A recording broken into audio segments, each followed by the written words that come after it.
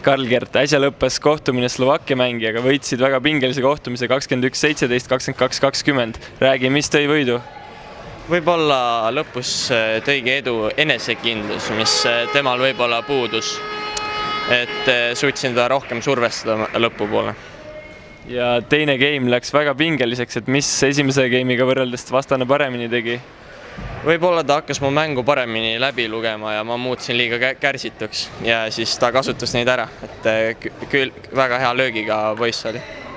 Homme ootab siis 16. paigutusega Saksa mängija, mis sa tema kohta öelda oskad? No tegemist on väga hea mängijaga, niisiis Saksamaa teise numbriga, kes siis on väga hea füüsilisega poiss, et kindlasti ootan temaga mängimist. Oled nüüd 3. ringis, kas oled selle tulemusega rahul või tahad jõuda veel kaugemale? Kindlasti tahaksin üks ring veel kaugemale jõuda, siis oleks nagu üks väiksem eesmärk täidetud, aga eks näis. Olgu, edu, aitäh!